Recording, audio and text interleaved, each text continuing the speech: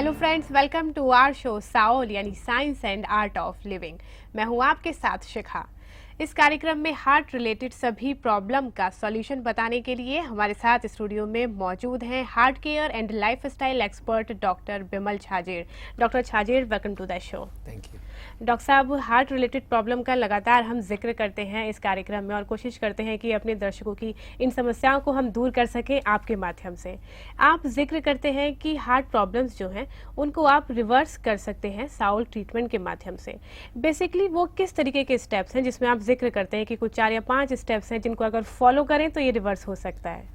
Heart की बीमारी को रिवर्स करने के लिए 5 स्टेप्स होती है। पहला स्टेप है डाइट, उसका बाद का स्टेप है योगा, वॉकिंग, स्ट्रेस मैनेजमेंट और हार्ट के बारे में जानकारी। ये 5 स्टेप्स अगर कोई सही तरीके से चले और इसके संग एलोपैथी की दवाइयाँ कंटिन्यू रखे और उसके संग सारे मेडिकल टेस्ट कराते रहे तो ब्लॉकेज ना सिर्फ रोका जा सकता है, उसको रिवर्स भी किया जा सकता है और यही साउल का एम है। जी चलिए, 5 पॉइंट्स आपने बताया। डॉक्टर साहब, 1 बाय 1 आपसे बात करना चाहूंगी। डाइट की आपने बात करी तो डाइट के बारे में बताएं, किस तरह की डाइट होनी चाहिए हार्ट पेशेंट? डाइट में देखिए 5 चीजें सबसे ज्यादा इंपॉर्टेंट है। पहला तो डाइट में कोलेस्टेरॉल जो ब्लॉकेज का मेन कारण है उसको हटा देना चाहिए। उसके लिए जितने भी जानवर से बने हुए खाने हैं, नॉन वेजिटेरियन खाने हैं और उसके संग दूध भी जानवर से बना हुआ, वो सारा बंद रखना चाहिए। ट्राइग्लिसराइड होता है नेक्स्ट आइटम। ट्राइग्लिसराइड के लिए बिना तेल का रसोई होना चाहिए, खाने में एक बूंद भी तेल या फैट नहीं जाना चाहिए। तीसरा है खाने में ज़्यादा से ज़्यादा फाइबर और ज़्यादा से ज़्यादा एंटीऑक्सीडेंट्स। और चौथा है जिनको डायबिटीज़ है वो मीठा ना खाएं, जिनको ब्लड प्रेशर है वो नमक ना खाएं, इस तरह की जो है। और एक लास्ट है जो कि वजन के हिसाब से कैलोरी खाया जाए। जिनका वजन ज़्यादा है वो कम कैलोरी खाएंगे, जिनका वजन कम है वो ज़्यादा कैलोरी खाएंगे। ये 5 मोटे मोटे डाइट के टिप्स हैं जिससे रिवर्सल में मदद मिल जाता है। जी चलिए, आपको नेक्स्ट स्टेप के बारे में भी बात करूंगी, लेकिन एक कॉलर है अभी रांची से। Hello hello. हेलो, राजा जी बताएं क्या जानना चाहते हैं?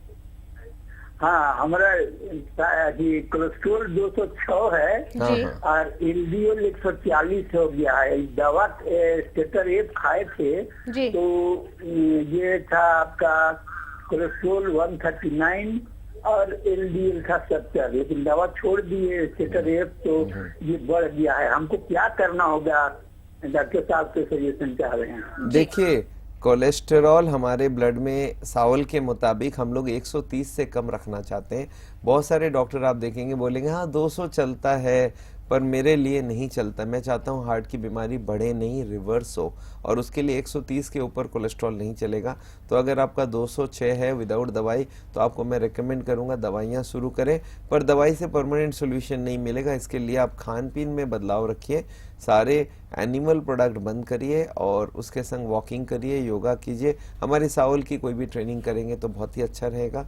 और आपको आगे हार्ट की बीमारी अभी कहाँ तक पहुँची है उसको अगर जानकारी करनी है तो 7,500 रुपये 7,000 रुपये लगता है। उससे एक सीटी कोरोनरी स्कैन कराने से आपको पता चलेगा आपकी ब्लॉकेज की हालचाल अभी क्या है।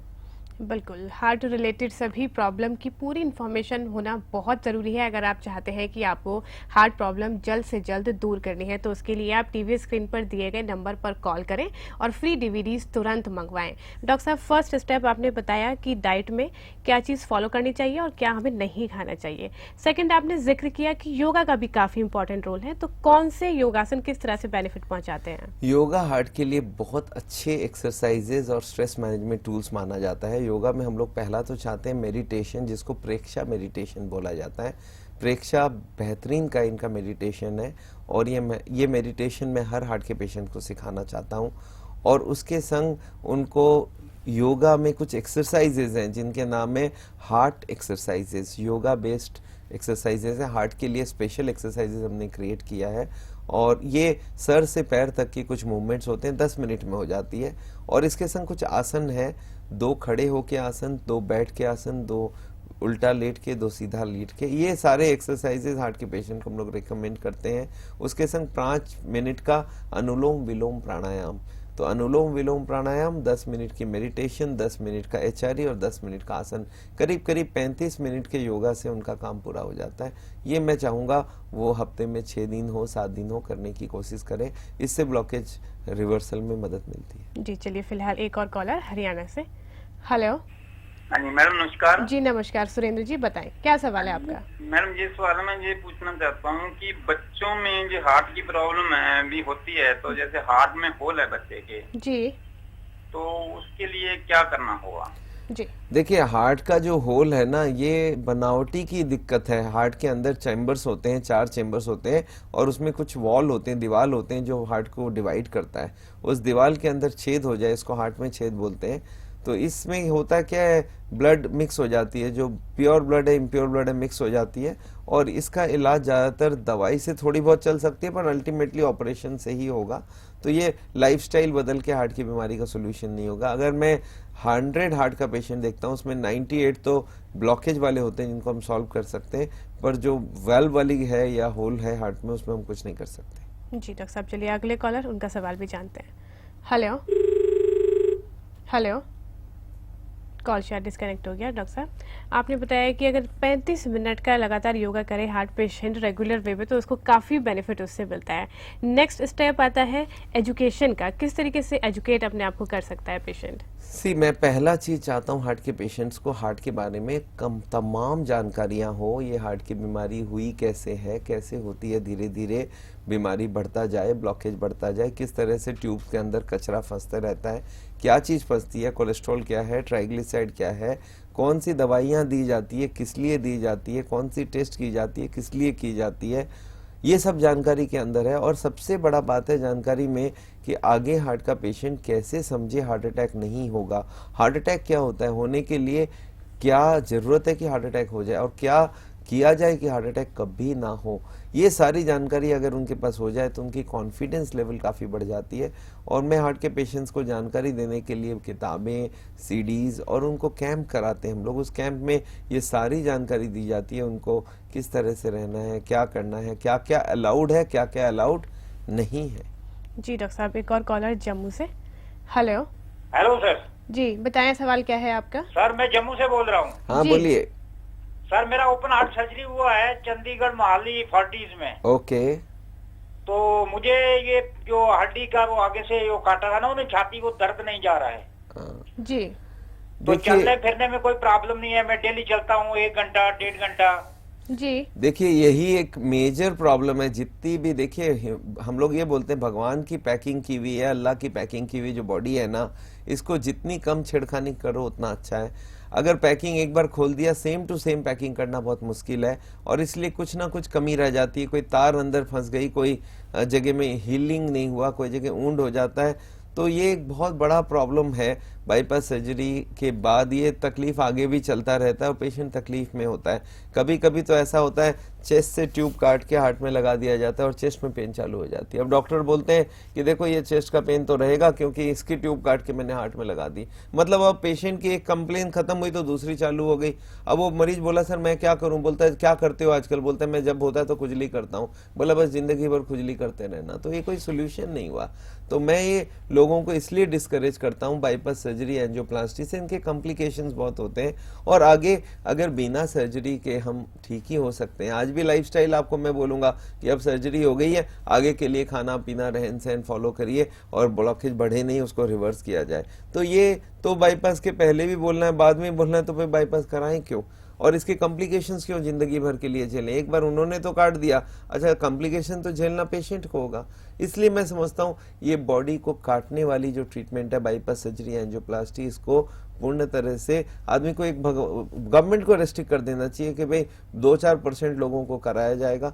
मैं सेम चीज देखता हूँ कनाडा में इन्होंने कर दिया है कि एक कोई बाईपास करने के लिए कोई को बताया गया तो उसको मिनिमम 1 साल की वेटिंग है। वो बोलते नहीं अभी आपको बाईपास नहीं, जब आपका बारी आएगा तब करेंगे। तो सरकार ने पाबंद लगा दिया कि इससे ज्यादा बाईपास नहीं होने वाली है। तो ऐसा होना चाहिए। बिल्कुल डॉक्टर साहब, कहीं ना कहीं आपने बिल्कुल सही कहा है कि जब लाइफ स्टाइल को ही हमें फॉलो करना है तो सर्जरी क्यों कराई जाए, उसको पहले से ही फॉलो करें ताकि प्रॉब्लम को कंट्रोल किया जा सके। चलिए अगले कॉलर छत्तीसगढ़ से। हेलो। हेलो। हेलो जी बताएं क्या सवाल है आपका। मेरा एंजियोप्लास्टिक करवाया है मैं यहाँ छत्तीसगढ़ में, हाँ जी हाँ और मेरा हार्ट 8 फरवरी को जी 8 फरवरी 2012 की एंजियोप्लास्टिक करवाया है। जी हाँ। जी अब आगे क्या पूछना चाहते हैं? अभी मेरा पोजीशन अच्छा है, मैं आपसे कुछ सलाह लेना चाहता हूँ कि दवाई मेरा 4 टाइम का चल रहा है अभी भी, जी तो कितने दिन तक ये दवाई जो है 2 जगह ब्लॉक था एक नस में। जी देखिए, एक बात याद रखिए, ये एंजियोप्लास्टी करने के बाद भी जिंदगी भर दवाई लेते रहना होगा। एक ब्लड पतला करने की दवाई, और हो सकता है कोलेस्ट्रॉल, ब्लड प्रेशर, ये सब की गोलियां भी जिंदगी भर चलेगी। तो ये सॉल्यूशन नहीं है। एंजियोप्लास्टी एक टेम्पोररी अरेंजमेंट है, दवाइयां बंद नहीं होती है इसके बाद भी। तो आपको ये दवाइयां तो जिंदगी भर चालू रखनी पड़ेगी। मैं इसीलिए लोगों को बोलता हूँ, एंजियोप्लास्टी से पहले भी दवाई चालू करना है, बाद में भी चालू करना है, तो लाइफस्टाइल भी पहले भी रखना है, बाद में भी करना है, और एंजियोप्लास्टी ना कराओ तो भी लाइफस्टाइल चेंज करना है। तो फिर ये दवा तो जिंदगी भर भी चलेगी। तो पहले भी हम दवाई लेके चला रहे थे, तो एंजियोप्लास्टी का इनफैक्ट जरूरत ही नहीं है। पर हॉस्पिटल वाले करते हैं क्या है, जब पेशेंट आते हैं तो उनको डरा धमका के बोलते हैं आपकी जान जाने वाली है, रिश्तेदार को डरा देते हैं। आज ही मेरे पास कोई इंसिडेंट हुआ, उनको एक बार हॉस्पिटल में ले गए, वो छोड़ने तैयार नहीं है, बोलते नहीं आप घर भी नहीं पहुंच सकते। और एक रिश्तेदार उनका मेरे पास बैठा हुआ है कि साहब उनको आप कैसे भी ठीक करो। मैं बोला लाओगे तब ना, हॉस्पिटल छोड़ना ही नहीं चाहता है। तो ये एक प्रॉब्लम हो गई है आजकल पूरी कॉमर्शियलाइजेशन होने के बाद, कि आदमी हॉस्पिटल पहुंचने के बाद उनको ऑपरेशन बिना उनको जाने देने में बहुत दिक्कत करते हैं। जी डॉक्टर साहब, एक और कॉलर हिमाचल से। हेलो हेलो दर्शन जी, बताएं क्या जानना चाहते हैं? नमस्ते मैडम। जी नमस्ते। बोलिए। मैडम मेरा ना कोलेस्ट्रॉल बढ़ा हुआ है, 255 है, जी और ट्राइग्लिसराइड जो है 560 है। अरे बाप रे। जी तो मुझे क्या करना चाहिए?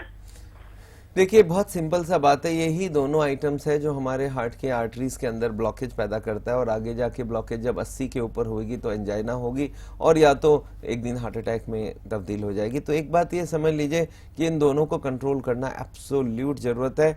अगर आप हमारी टीवी का प्रोग्राम सुनते हैं तो आपको मालूम है इसके लिए हमारी खाने में क्या चेंज है। कोलेस्ट्रॉल और ट्राइग्लिसराइड को कम करने के लिए जीरो ऑयल और जानवर के बना हुआ खाना बंद किया जाए। इसके बाद भी आपको एक सीटी कोरोनरी स्कैन करके देखना चाहिए कि अभी तक ब्लॉकेज कितनी पहुंची है, और इसके बाद अगर ब्लॉकेज मिलती है 30-40% से ज़्यादा, तो आपको आगे के लिए कोलेस्ट्रॉल कम करने की दवाई या ट्राइग्लिसराइड कम करने की दवाई आगे के लिए चलना चाहिए। उसके लिए आप हम लोग को भी मिल सकते हैं, किसी लोकल कार्डियोलॉजिस्ट से भी लिखा लीजिए। पर याद रखिए, आपको कोलेस्ट्रॉल हमें 130 ला के रख दिखाना है, और ट्राइग्लिसराइड 100 से कम ला के रखना है, तभी आप सेफ रहेंगे हार्ट की बीमारी से। बिल्कुल दर्शकों, एक बार फिर आप सबसे कहना चाहती हूँ कि अपनी किसी भी प्रॉब्लम को दूर करने के लिए उसकी पूरी एजुकेशन, पूरी इन्फॉर्मेशन होना बहुत ज़्यादा ज़रूरी है।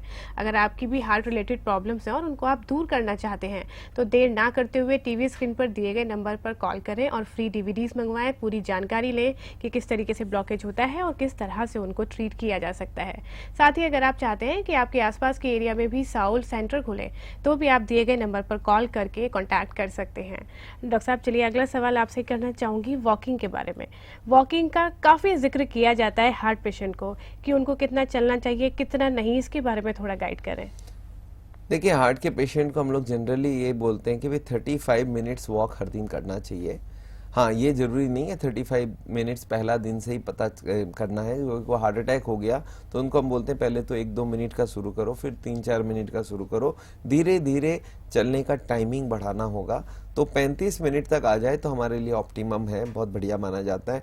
तो हर हार्ट के पेशेंट को 35 मिनट चलना चाहिए। पर इस वॉकिंग में बहुत सारे नए इन्फॉर्मेशन आपको मालूम होना चाहिए। अगर वॉकिंग कर रहे हैं तो इसके लिए आपको किस स्पीड में करना है। एक बात याद रखना, हार्ट के पेशेंट को हम लोग बोलते हैं खाना खाने के बाद वॉकिंग ना करें, खाली पेट वॉकिंग होना चाहिए। तो मैं यूजुअली बोलता हूँ ब्रेकफास्ट से पहले या लंच से पहले या डिनर से पहले ये वॉकिंग होनी चाहिए। 35 मिनट में रुकना ज़्यादा नहीं होना चाहिए। जितने बार रुकेंगे 5-5 मिनट बढ़ाते जाना होगा। मतलब वॉकिंग करते वक्त रुके नहीं, इसीलिए बोलते हैं पार्क में जाओ, कहीं रास्ते में वॉक करेंगे तो आपको रुक रुक के चलना होगा, उसमें वॉकिंग का वैल्यू खत्म हो जाता है। तो कोई पार्क हो जहाँ पे आपको कोई रोके नहीं रुक चलने से, वो चलना जरूर चाहिए। जी चलिए, इसकी पूरी डिटेल लूंगी आपसे, लेकिन फिलहाल वक्त एक छोटे से ब्रेक का। जल्द हाजिर होते हैं साउल में, बने रहिए हमारे साथ।